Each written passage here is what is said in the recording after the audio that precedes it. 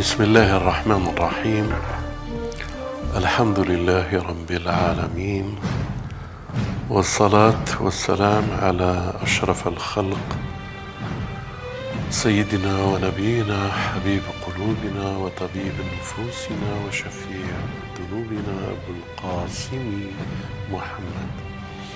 اللهم صل على محمد وآل محمد وعلى أهل بيته أهل بيت النبوة الطيبين الطاهرين الأئمة المعصومين وعلى أصحابه الميامين. ربي اشرح لي صدري ويسر لي أمري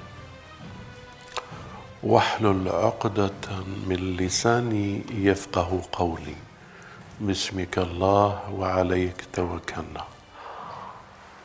Mes frères et sœurs, aujourd'hui, le prolongement de cette vidéo que nous avons fait et qui s'intitulait « Ils sont parmi nous ».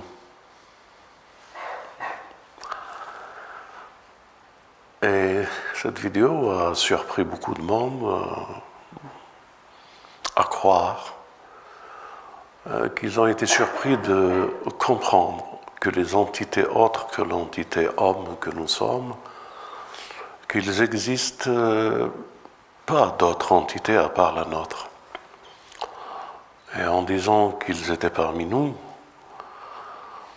depuis la nuit des temps, et bien avant la créature que nous sommes, l'homme, ils étaient déjà avant nous. Et ça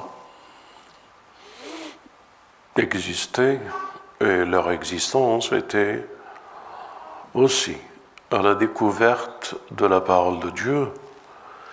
Et comme il l'a dit lui-même, il les a créés pour l'adorer. Et l'adorer, nous l'avons déjà expliqué, qui veut dire pour le connaître. Il a créé le djinn et l'ins dans le verset du Coran qui dit que pour l'adorer, et l'adorer, cela veut dire, nous l'avons déjà développé, pour le connaître.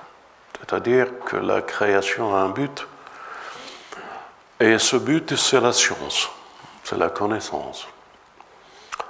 C'est le plus près de Dieu pour apprendre de lui. Et de ce fait, les génies ont existé des milliers d'années avant la création de l'homme. Et aujourd'hui, lorsque nous parlons de génie, cela surprend. Et surtout que nous disons, je voudrais vous parler un peu du génie, comme ça vous allez bien saisir. Elle a été créée de feu, et de feu, elle s'alimente. C'est-à-dire sa nourriture, le feu. Nous, les hommes, on a été créés de terre et notre alimentation provient de la terre. Et les anges sont créés de lumière et ils se nourrissent de la lumière.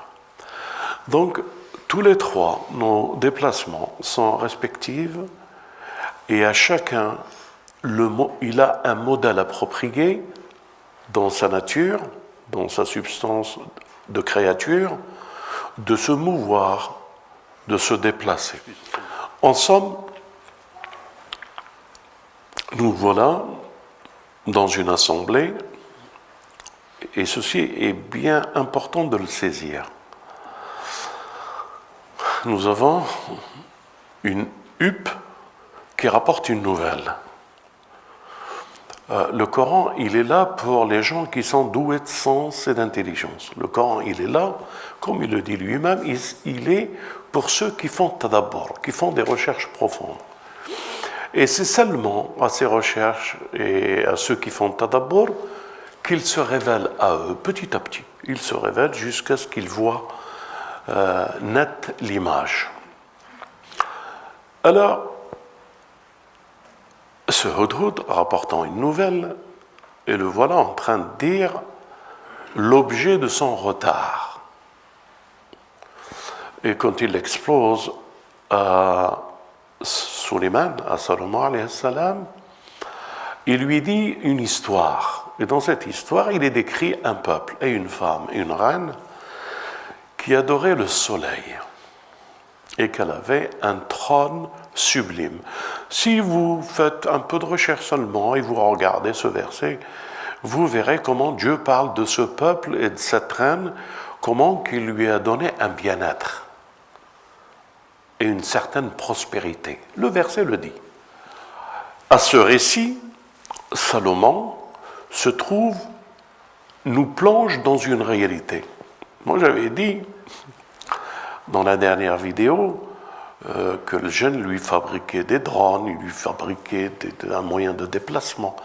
Et il fabriquait des moyens de déplacement, ils avaient l'air atomique, que les marmites enracinées, ce n'étaient pas des marmites pour faire cuire, parce que si c'est pour cuire, le feu doit être en dessous, elle ne doit pas être enracinée dans la terre, à moins que c'est une marmite où le feu... En somme, j'ai essayé de démontrer un petit peu pour que les gens réfléchissent. Mais là où il y a un paradoxe, je disais que il y avait ce moyen de lui apporter des nouvelles, le Hudhud agissait comme si c'était un satellite. Quelqu'un qui va, qui regarde et qui revient, qui ramène des nouvelles. Alors, on va se l'imaginer à notre époque, mais uniquement pour que vous puissiez comprendre. On est un groupe de personnes et on voit en direct à la télévision quelque chose, un chant de théâtre où se passe quelque chose et en direct, et nous le voyons en direct. Ça nous permet, nous, aujourd'hui, de voir la distance, d'où est-ce que les images y viennent. Ça nous permet aussi de savoir à quelle distance, à quel espace cet endroit se situe et à quelle direction, etc., etc. Hein, puisque le GPS peut nous le montrer aujourd'hui, nous savons où est-ce que nous sommes, même si c'est à des milliers de kilomètres. Nous avons les moyens et les possibilités, notre civilisation, là. Mais attendez, Salomon aussi l'avait. Et ceux qui étaient dans l'assemblée aussi l'avaient. Il voyait en direct cet endroit, sa direction, son orientation. Il voyait le trône, son poids, sa matière, comment il était composé. Et là, Salomon le voit. Mais comment il peut le voir ? Comment d'un seul coup, ils se mettent en commun accord d'avoir eu la vision du Hudhud à distance, de connaître la direction pour qu'ils puissent partir le chercher. Donc, on revient à cette situation. Salomon est là et il dit, qui pourra me le chercher ? Celui qui répond, l'Afrit, il dit, moi je peux te la ramener avant que tu te lèves. Donc ça se voit que son déplacement est une énergie de déplacement qui peut être furtif ou qui peut être un moyen de propulsion, quel qu'il soit, un moyen de déplacement. Il a la possibilité et la puissance de pouvoir le faire un mine. C'est ce qu'il dit, ce sont ses paroles. Mais qu'est-ce qui lui a permis de voir la direction de cet endroit, de voir ce peuple, de voir, vous allez me comprendre, de voir ce palais, de voir qu'à l'intérieur du palais se trouve ce trône et que lui, il a la possibilité de pouvoir aller le chercher et revenir. Vous verrez, soyez patients, suivez bien cette discussion parce qu'elle va vous amener très loin. Soyez un peu patient avec moi. Donc, il avait la science et la connaissance du parcours, de la direction géographique, de l'endroit topographique, de l'endroit à, je dirais pas à 1 mètre, je dirais même pas à 50 centimètres, je dirais, la réalité de l'endroit physique là où il était. Attendez, mais ce trône, il est bien en matière dans un palais.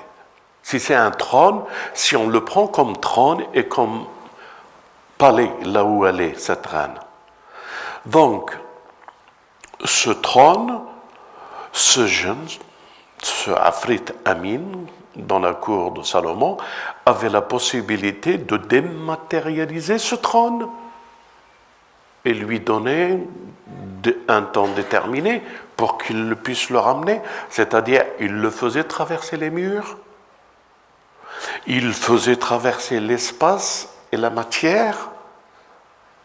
Quelle possibilité et quelle puissance le jeune avec le feu pourrait-il avoir pour faire un déplacement lui-même et faire déplacer ce que lui n'est pas, selon les conceptions de certains, qu'il est une entité chimique ou je ne sais pas comment qu'il la détermine, et que lui peut aller rapporter quelque chose de matériel et faire traverser ce trône avec quelque chose de matériel. Mais là, c'est une réflexion que je lis et je laisse à l'appréciation de ceux qui cherchent à comprendre ce que c'est que la puissance du djinn et sa connaissance à traverser des espaces et même peut-être à traverser un ensemble de constructions. Vous allez voir où c'est que je vais vous amener. C'est un très beau voyage si vous y prêtez attention. En somme, nous avons Salomon que dans le temps et l'espace, lui, il est la référence de l'instant du présent. À côté de lui se trouve un Afrit que lui, il a un deuxième temps, une deuxième dimension dans le temps et l'espace pour qu'il puisse y aller avant qu'il se lève, ramener le trône et venir. Et là, une intervention, un troisième paramètre. Lui, c'est un homme et il dit détenir une science du livre qui lui permet d'avoir cet objet, d'abord de savoir où est-ce qu'il est, dans quelle direction, dans quel endroit, et de pouvoir d'être présent à cet endroit et que cet endroit devient présent à cet endroit avant l'œil, vitesse de la lumière, avant le clignotement, le clignement de l'œil, vitesse de la lumière. Donc, pour vous simplifier, nous sommes devant trois temps. Et c'est ça l'importance où je voudrais vous amener. Le temps, qui est la référence de ce roi, qui a demandé qu'il n'y aura pas d'autre royaume après lui, aussi grand, aussi fort. Il y a le jeune qui est à son service pour se déplacer et revenir avec un temps du mouvement avant qu'il se lève de son trône, Salomon. Et il y a un troisième temps, le temps de celui qui a la science du livre du déplacement instantané présent. Tout le corps, dans tout ce qu'il nous démontre, il nous démontre toujours que les choses sont dans trois dimensions. Et je voudrais vous expliquer un peu pour que vous puissiez comprendre, mais je dis à nos jeunes, parce que nos jeunes écoutent ce qui se passe dans les actualités. Il y a certaines personnes pensent qu'il y a des extraterrestres qui viennent de l'extérieur et qu'ils ont des moyens de propulsion, des soucoupes volantes qui viennent et puis rapidement qui disparaissent. Nous disons à nos jeunes, et c'est la dernière vidéo où je parlais à nos jeunes, je leur disais que tout ça c'est de la fabulation, tout ça c'est un mensonge pour cacher une vérité encore beaucoup plus grande. Et j'avais dit, un général a dit ça, comme quoi qu'ils étaient en relation avec ces entités et qu'ils appellent extraterrestres ou humanoïdes ou ils ont d'autres termes qu'ils emploient. Et je disais à nos jeunes que ce sont que des jeunes, ils sont en relation avec les jeunes, ils apprennent d'eux, et ils sont des partenaires. Le jeune a besoin de certaines choses que je ne sais pas s'il faut que je le dise pour tout de suite, et que l'homme, lui, il a besoin d'une puissance, d'une force, mais celle-là, celle qu'ils ont négociée avec les États-Unis, la plus grande puissance, aussi l'Union soviétique, pour avoir certaines technologies, etc., et que j'avais dit que c'était un général. Mais non, vous pouvez aller voir, il y a des ministres qui ont dit cela. Vous pouvez taper sur Internet, UFO, je ne sais pas trop quoi, déclaration de ministre, et des preuves que le ministre donne que c'est une réalité, mais que eux, bien sûr, ils l'attribuent à des êtres venant d'ailleurs. Alors que nous, les musulmans, nous avons une histoire et nous connaissons que le djinn a été d'une existence bien plus avancée que nous, avant que Adam ne descende sur cette terre, et qu'ils sont créés de feu. C'est une substance d'énergie, de déplacement.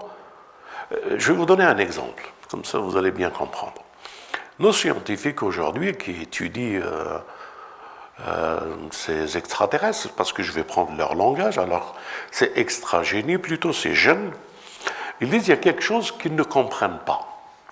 Il est impossible, avec des moyens avancés, qui sont les leurs, qu'un déplacement peut faire une bifurcation sur lui-même. Par exemple, il voit une boule de feu partir comme ça, puis d'un seul coup, faire ça. Allez, je vais parler comme eux. Ils voient une soucoupe volante partir comme ça et faire ça. C'est pas possible. Cette technologie ne peut pas exister. Un homme ne peut pas être, quelle combinaison ils peuvent avoir. Autrement, à la vitesse où ils vont, c'est pas la vitesse de la lumière, hein, elle est beaucoup plus basse. Mais c'est une vitesse très très forte. À la vitesse où ils vont, faire un angle et revenir sur soi-même, c'est pas humain. C'est ce qu'ils disent, ce sont leurs analyses.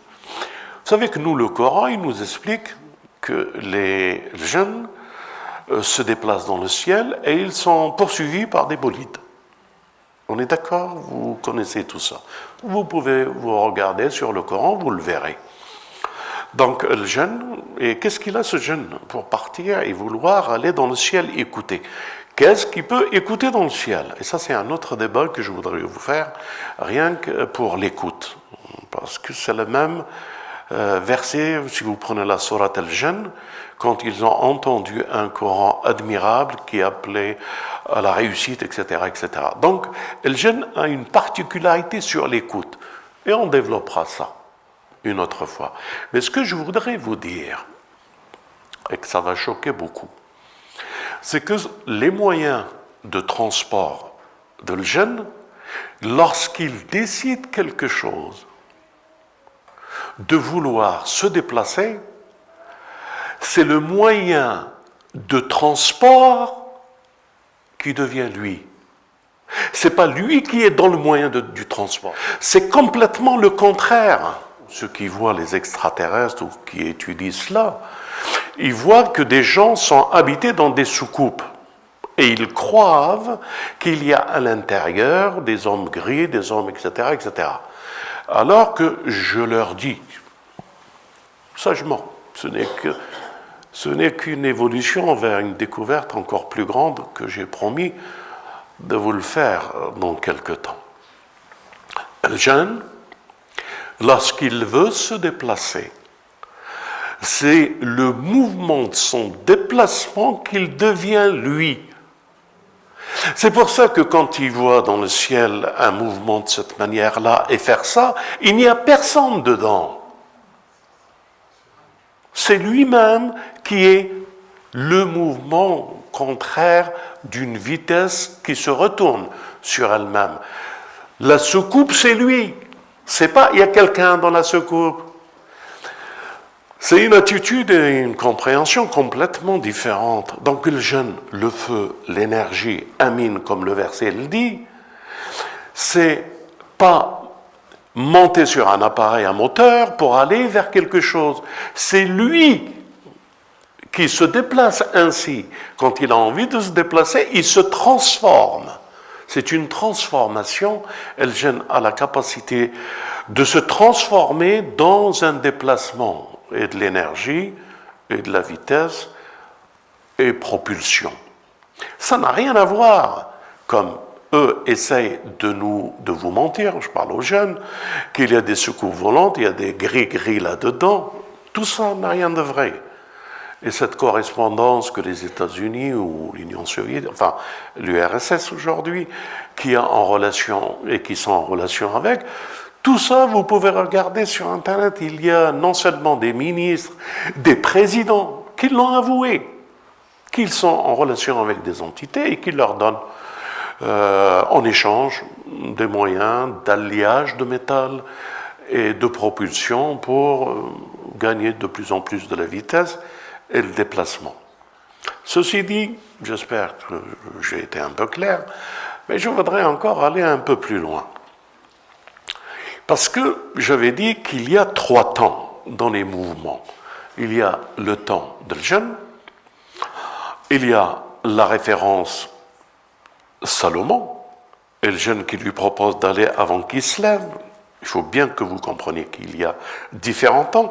Il y a le temps de l'homme, avec la puissance de la science qui se trouve dans le livre et qui fait apparaître les choses. Et pour ceci, je dois vous dire une chose, parce que je voudrais revenir au jeune. Le jeune, il a encore une autre capacité.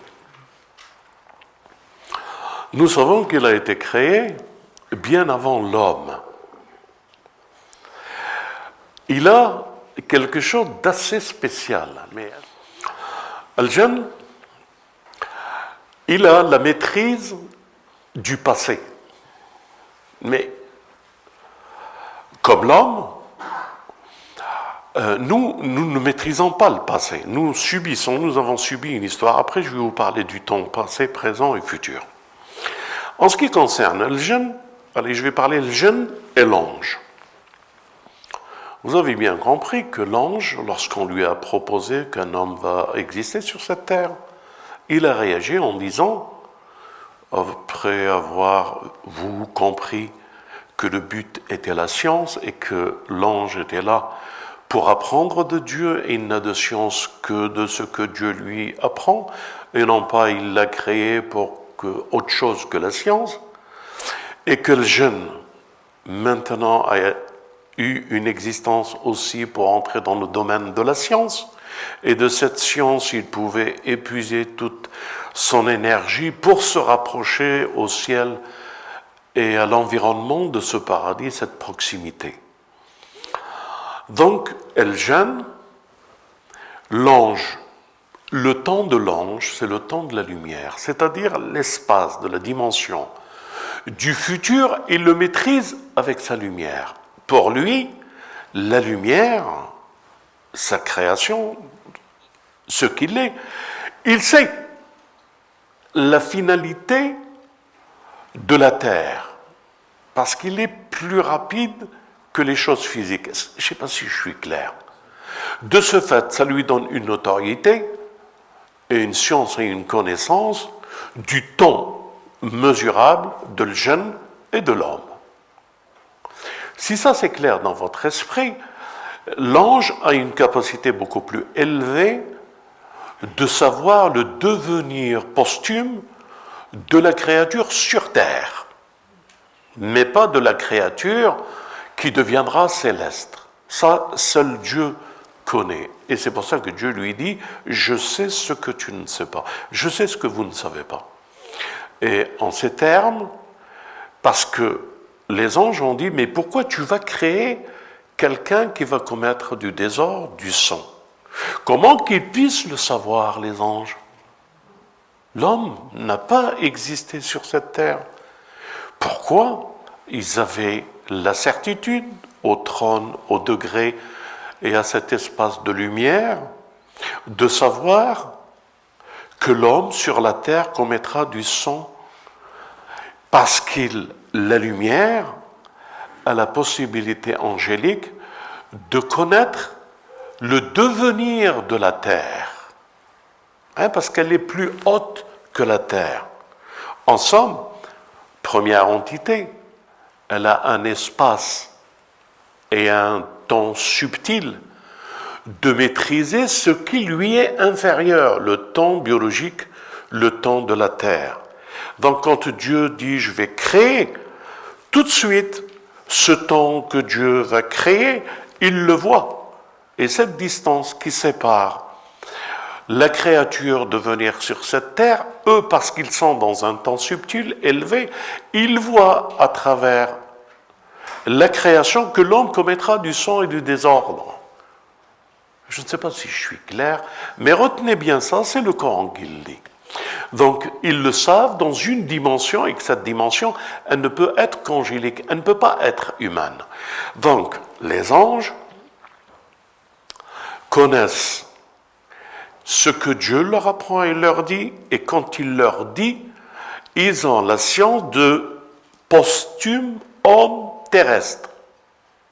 Mais ils n'ont pas d'autre science que ramener le niveau de la science et de la terre. Et à cette dimension-là, ils connaissent l'homme. Mais ils ne connaissent pas l'homme. Pourquoi? Quand il sera là. Donc la dimension de l'environnement de l'homme auprès de Dieu, il l'ignore. En ce qui concerne les anges, j'espère que c'est clair. Sinon, je recommencerai une autre fois et j'expliquerai mieux. Maintenant, nous avons le djinn.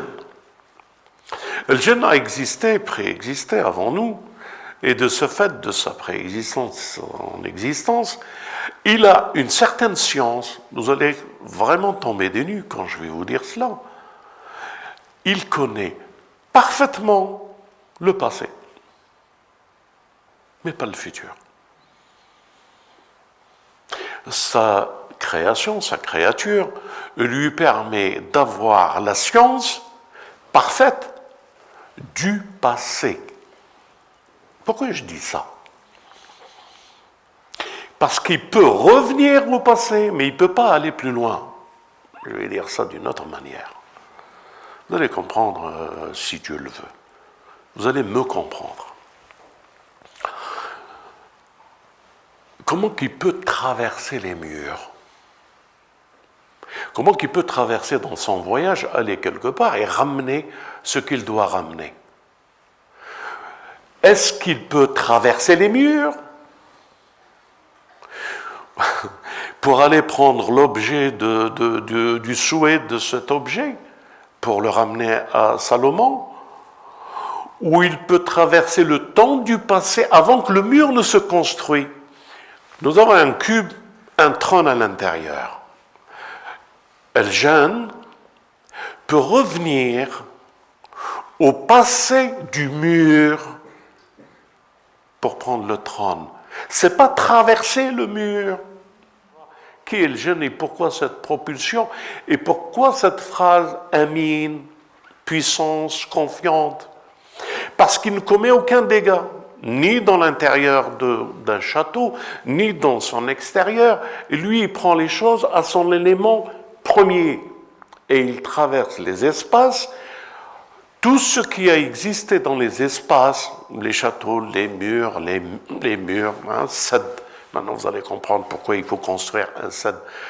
Tout ça, pour lui, il vient avant que le mur n'existe. Donc, il a un voyage temporaire dans le passé. C'est comme ça qu'on dit? Il a un voyage dans le temps, dans le passé. Mais il ne peut rien réparer du passé. Le passé est déjà fait, mais il peut concrétiser les recherches du passé. L'ange fait le cercle du temps et il connaît le futur du temps terrestre. Mais il ne connaît pas un futur plus élevé. S'il y a une vitesse plus élevée que la lumière, il ne la connaît pas. Je vous dis ça parce que ça a des conséquences dans la réflexion.